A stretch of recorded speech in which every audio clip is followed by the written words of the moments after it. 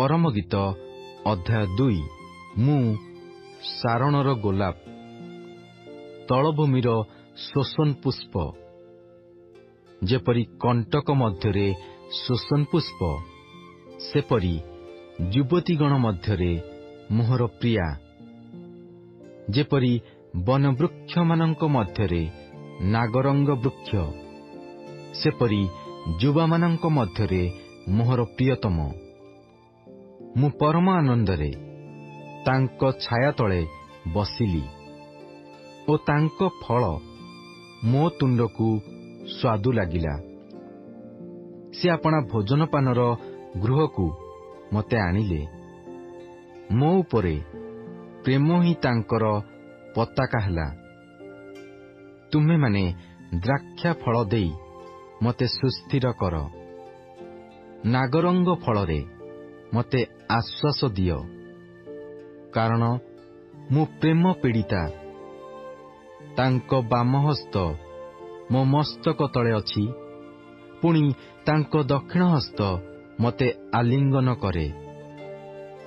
ହେ ଜେରୁସାଲେମର କନ୍ୟାଗଣ, ମୁଁ ତୁମ୍ଭମାନଙ୍କୁ କ୍ଷେତ୍ରସ୍ଥିତ ହରିଣୀ ଓ ମୃଗୀଗଣର ଶପଥ ଦେଉଅଛି ଯେ, ପ୍ରେମର ବାସନା ନୋହିବା ପର୍ଯ୍ୟନ୍ତ ତୁମ୍ଭେମାନେ ପ୍ରେମକୁ ଜଗାଅ ନାହିଁ କି ଉତ୍ତେଜନା କର ନାହିଁ। ଏ ତ ମୋ ପ୍ରିୟତମଙ୍କ ରବ। ଦେଖ, ସେ ପର୍ବତଗଣ ଉପରେ କୁଦି କୁଦି ଉପପର୍ବତଗଣ ଉପରେ ଡେଇଁ ଡେଇଁ ଆସୁଅଛନ୍ତି। ମୋହର ପ୍ରିୟତମ ହରିଣ ଓ ତରୁଣ ମୃଗ ତୁଲ୍ୟ। ଦେଖ, ସେ ଆମ୍ଭମାନଙ୍କ ପ୍ରାଚୀର ପଛେ ଠିଆ ହେଉଅଛନ୍ତି। ସେ ଝରକାରେ ଅନାଉଅଛନ୍ତି। ସେ ଜାଲି ପରଦା ବାଟେ ଆପଣାକୁ ଦେଖାଉଅଛନ୍ତି।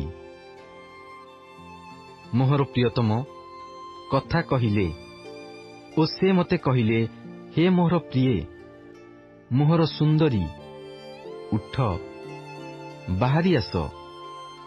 କାରଣ ଦେଖ, ଶୀତକାଳ ଗତ ହେଲା, ବୃଷ୍ଟି ଶେଷ ହୋଇଗଲା, ଭୂମିରେ ପୁଷ୍ପ ପ୍ରସ୍ଫୁଟିତ ହେଉଅଛି, ପକ୍ଷୀଗଣର ଗାୟନ କାଳ ଉପସ୍ଥିତ। ଆମ୍ଭମାନଙ୍କ ଦେଶରେ ଘୁଘୁର ରବ ଶୁଣାଯାଉଅଛି। ଡିମ୍ବିରି ବୃକ୍ଷ ସ୍ୱ ଅପକ୍ୱ ଫଳମାନ ପକ୍ୱ କରୁଅଛି ଓ ଦ୍ରାକ୍ଷାଲତା ପୁଷ୍ପିତ ହୋଇ ସୁବାସ ଦେଉଅଛି। ହେ ମୋହର ପ୍ରିୟେ, ମୋହର ସୁନ୍ଦରୀ, ଉଠ, ବାହାରି ଆସ।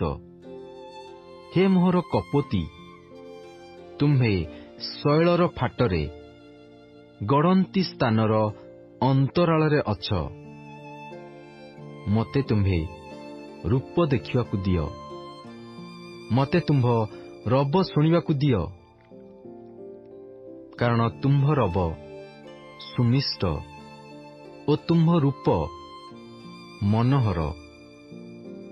ଆମ୍ଭମାନଙ୍କ ପାଇଁ ଦ୍ରାକ୍ଷାକ୍ଷେତ୍ର ନାଶକ ଶୃଗାଳମାନଙ୍କୁ, କ୍ଷୁଦ୍ର ଶୃଗାଳମାନଙ୍କୁ ଧର। କାରଣ ଆମ୍ଭମାନଙ୍କ ଦ୍ରାକ୍ଷାକ୍ଷେତ୍ର ପୁଷ୍ପିତ ହୋଇଅଛି। ମୋ ପ୍ରିୟତମ ମୋହର ଓ ମୁଁ ତାଙ୍କର ଅଟେ।